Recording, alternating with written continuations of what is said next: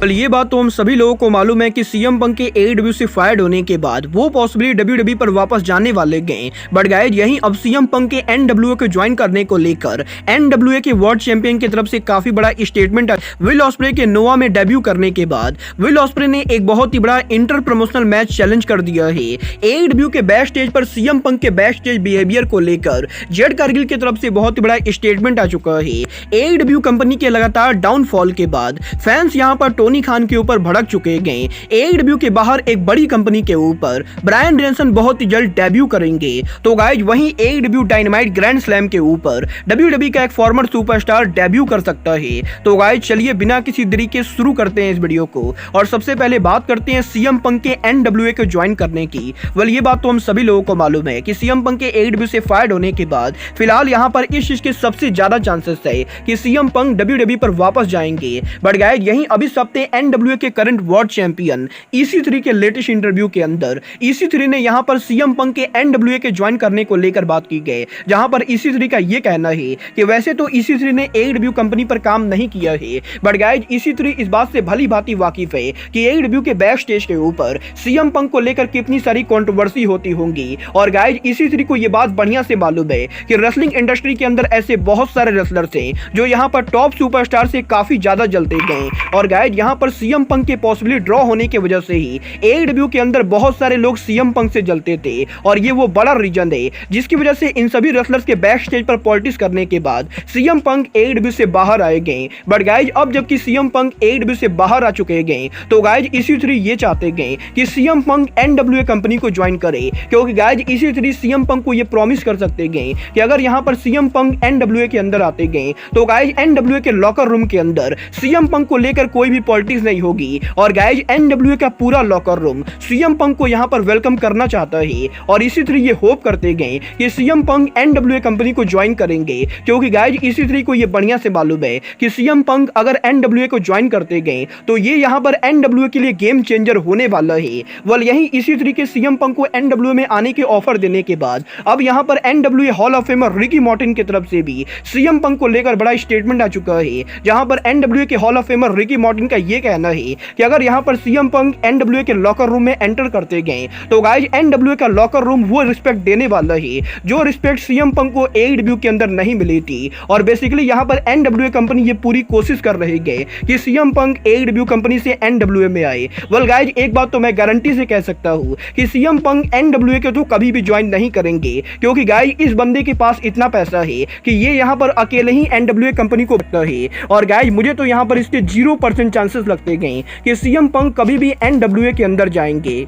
Guys जहां तक बात रही एडब्ल्यू रेसलिंग की तो गाइज ये बात तो हम सभी लोगों को मालूम है, एडब्ल्यू से पंक के बाहर जाने के बाद पिछले 3 हफ्तों से एडब्ल्यू का लगातार डाउनफॉल चल रहा है, जहां पर एडब्ल्यू के पेपर व्यू बाई रेट के साथ साथ लगातार एडब्ल्यू के सभी शोज के व्यूअरशिप और एडब्ल्यू के अटेंडेंस नंबर लगातार गिरती जा रही गए। और गाइज यहीं एडब्ल्यू के लगभग सभी शोज के अरीनाज खाली होने के बाद अभी इस हफ्ते सोशल मीडिया के ऊपर टोनी खान ने उड़ता तीर ले लिया है, क्योंकि गाइज इस हफ्ते सोशल मीडिया के ऊपर टोनी खान ने एडब्ल्यू के व्यूअरशिप को लेकर ट्वीट किया, जहां पर टोनी खान का यह कहना था कि एडब्ल्यू का डायनामाइट शो इस हफ्ते अमेरिका के अंदर 18/49 डेमोग्राफी फिगर में नंबर 1 रैंक पर था। और गाइज इसके साथ साथ टोनी खान का यह कहना है कि एडब्ल्यू के ग्रैंड स्लैम शो के लिए टोनी खान पिछले 1 दिनों में बहुत ज्यादा टिकट बेच रहे गए और टोनी खान एडब्ल्यू के सक्सेस को देखकर बहुत ही खुश है। वेल गाइज यही टोनी खान के इस ट्वीट के बाद अब सोशल मीडिया के ऊपर लोगों ने ट्वीट में टोनी खान को बुरी तरह से पेल दिया है, जहां पर back to back Tony Khan के इस ट्वीट के बाद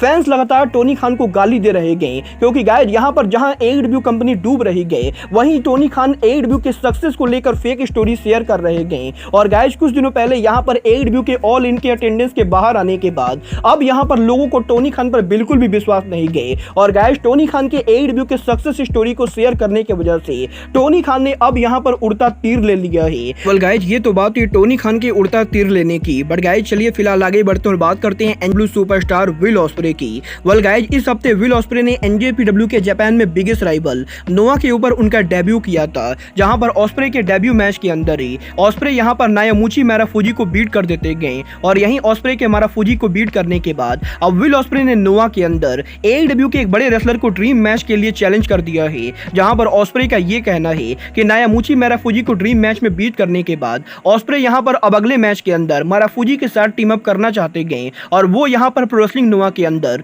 एईडब्ल्यू सुपरस्टार एडी किंगस्टन और जून आकियामा के खिलाफ ड्रीम टैग मैच रेसल करना चाहते गए। वेल, देखना बहुत ही दिलचस्प होने वाला है कि टोनी खान नोआ के अंदर एडी किंगस्टन को भेजते हैं या नहीं, क्योंकि गाइस रिसेंटली यहां पर एईडब्ल्यू और नोआ के बीच में पार्टनरशिप हुई गई और गाइस यहां पर ऑस्प्रे की किंगस्टन को चैलेंज करने के बाद मुझे यहां पर इसके 100% चांसेस लगते गए कि बहुत ही जल्द एडी किंगस्टन नोआ के अंदर डेब्यू करेंगे। वेल गाइस, ये तो बात ही एईडब्ल्यू सुपरस्टार एडी किंगस्टन के नोआ में डेब्यू करने की, बट गाइस यहीं अब एडी किंगस्टन के बाद एईडब्ल्यू का एक और बड़ा सुपरस्टार एईडब्ल्यू के बाहर एक कंपनी पर डेब्यू करने वाला है और ये सुपरस्टार और कोई नहीं बल्कि द अमेरिकन ड्रैगन ब्रायन डेनियल्सन है। वेल गाइस, इस हफ्ते ब्रायन ने इस चीज को कंफर्म किया है कि वो यहां पर अमेरिका की one of the biggest independent wrestling company DeFi wrestling के ऊपर काम करना चाहते गए और गाइस यहां पर ब्रायन डेनियल्सन जब डब्ल्यूडब्ल्यूई में काम करते थे तब से ही वो डेफी पर काम करने का प्लान कर रहे थे, बट गाइस डब्ल्यूडब्ल्यूई के कॉन्ट्रैक्ट की वजह से वो यहां पर डेफी के ऊपर डेब्यू नहीं कर पाए और गाइस क्योंकि डेफी रेसलिंग ब्रायन के होम टाउन पर होता है तो गाइस इसीलिए ब्रायन बहुत ही जल्द एईडब्ल्यू के बाहर इंडी रेसलिंग के ऊपर उनका रिटर्न करेंगे और वो यहां पर बहुत ही जल्द डेफी रेसलिंग के ऊपर उनका रिटर्न डेब्यू करेंगे। वेल गाइस, देखना बहुत ही दिलचस्प होने वाला है कि ब्रायन यहां पर डेफी पर डेब्यू कब करते गए। बट गाइस चलिए फिलहाल आगे बढ़ते हैं और बात करते हैं एईडब्ल्यू डायनामाइट ग्रैंड स्लैम पर मेजर डेब्यू की। वेल, ये बात तो हम सभी लोगों को मालूम है, last year AEW dynamite grand slam के ऊपर सरैया ने एईडब्ल्यू के अंदर डेब्यू किया था और गाइस अब इस साल एईडब्ल्यू डायनामाइट ग्रैंड स्लैम के ऊपर डब्ल्यूडब्ल्यूई का एक और सुपरस्टार एईडब्ल्यू में डेब्यू कर सकता है और ये सुपरस्टार और कोई नहीं बल्कि डब्ल्यूडब्ल्यूई के former superstar Matt Cardona AKA Jack Ryder है। वेल गाइस, इस हफ्ते एक इंडिपेंडेंट रेसलिंग शो के ऊपर मैट कार्डोना ने एईडब्ल्यू सुपरस्टार सैंटाना को लेकर काफी बवाल किया है और गाइस यही इंडिपेंडेंट रेसलिंग शो के ऊपर मैट कार्डोना और सैंटाना के कन्फ्रंटेशन होने के बाद अब मैट कार्डोना का ये कहना है कि अगर यहां पर सैंटाना लगातार एईडब्ल्यू के बाहर आकर मैट कार्डोना को फेस ऑफ करेंगे तो गाइस वो दिन दूर नहीं गए जब मैट कार्डोना भी एईडब्ल्यू में आके सैंटाना की बैंड बजाने वाले गए और गाइस मैट कार्डोना सैंटाना को धमकी देते हुए ये कहते गए कि अगर यहां पर सैंटाना मैट कार्डोना के बिजनेस में इंटरफियर करेंगे तो वो यहां पर एईडब्ल्यू में आके सैंटाना की वाट लगाने वाले गए और गाइस यहां पर मैट कार्डोना ने उनके ट्वीट के अंदर एईडब्ल्यू डायनामाइट ग्रैंड स्लैम पर उनके डेब्यू को भी टीज कर दिया है, जहां पर मैट कार्डोना का ये कहना है कि वो यहां पर इस हफ्ते न्यूयॉर्क एरिया के अंदर है और क्योंकि एईडब्ल्यू का ग्रैंड स्लैम भी न्यूयॉर्क में हो रहा है तो हो सकता है एईडब्ल्यू स्लैम के ऊपर वो यहां पर एईडब्ल्यू में आकर सैंटाना की जमकर कुटाई करे। वेल गाइस, देखना बहुत ही दिलचस्प होने वाला है कि मैट कार्डोना के पब्लिकली एईडब्ल्यू ग्रैंड स्लैम पर डेब्यू को टीज करने के बाद वो सच में कल यहां पर एईडब्ल्यू ग्रैंड स्लैम पर डेब्यू करते हैं या नहीं। बट गाइस चलिए फिलहाल आगे बढ़ते हैं और बात करते हैं एईडब्ल्यू में जेड कारगिल और सीएम पंक के रिलेशनशिप की। वेल गाइस, ये बात तो हम सभी लोगों को मालूम है कि एईडब्ल्यू के अंदर काफी सारे रेसलर सीएम पंक को पसंद नहीं करते गए, बट गाइस यहां पर जो भी रेसलर कोलिजन पर काम करते थे वो सभी रेसलर सीएम पंक को काफी ज्यादा पसंद करते थे